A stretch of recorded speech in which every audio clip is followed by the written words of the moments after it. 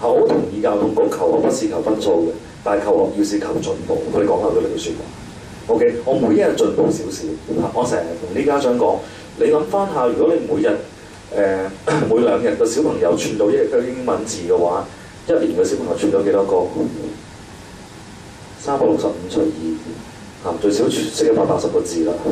2年幾多？我哋點話？所以我話唔使谷小朋友嘅，2日學嘅字好多㗎啦。OK， 但係點樣啊？佢有進步，佢識嘅嘢係多咗。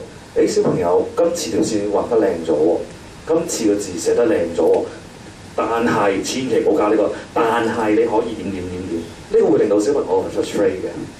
OK， 咦？我哋聽日可以做到幾多進步咧？我哋可以用呢啲説話咧去幫我哋嘅小朋友嘅。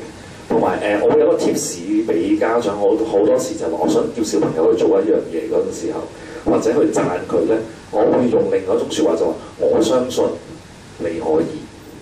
No， 咁佢就好多時就會停㗎啦。OK， 我呢個係一個常用亦都係可靠嘅方法嚟嘅。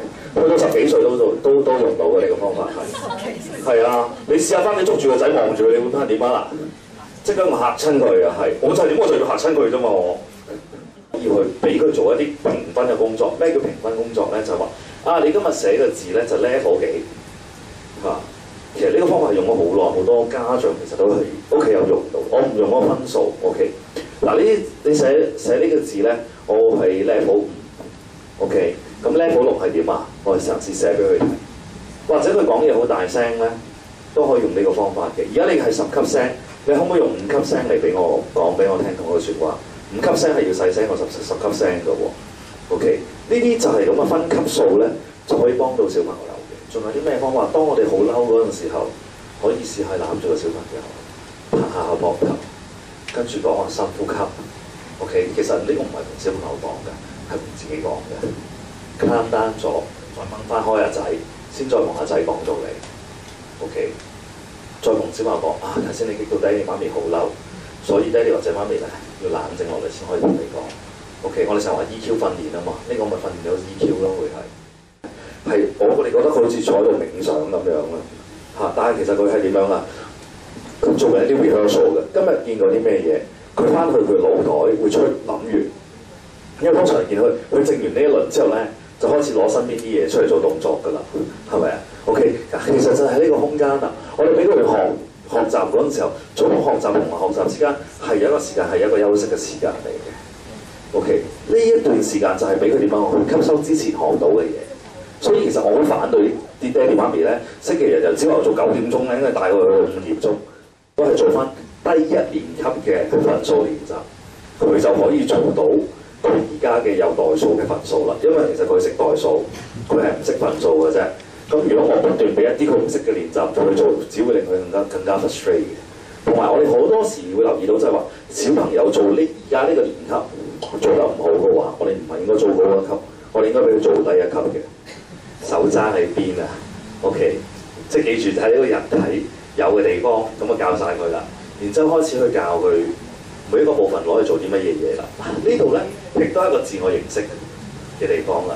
眼攞嚟睇嘢，耳仔攞嚟聽嘢。OK。首先我可以問下家長啦，你估下佢哋幾多歲開始咧識得認得你嘅親戚朋友啊，講到佢哋嘅名或者講到俾你聽佢自己住喺邊度咧？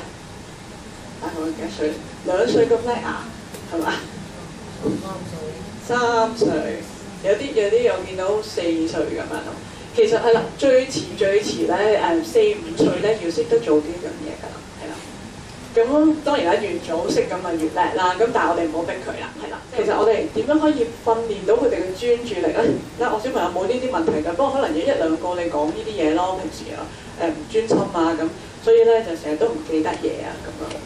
咁其實我哋要諗下專注力咧，主要係分3樣嘅。首先係視覺啦，視覺嘅專注啦，我可唔可以好留心咁樣？好似頭先林生講話睇一幅圖，究竟我識唔識得去分析咧？係啦，我用咩方法去睇咧？咁另外就係聽覺啦，我聽翻嚟啲嘢，我可唔可以好專心咁樣聽咧？老師講書我明唔明咧？定係其實我遊咗魂咧？係啦，或者平時咪話唱遊嘅係啦，唱遊你係練口簧啊，定係你真係聽到唱遊裏邊講嗰啲嘢咧？係啦，咁聯繫就係你可唔可以將你視覺同聽覺呢呢一兩種專注力聯繫埋一齊。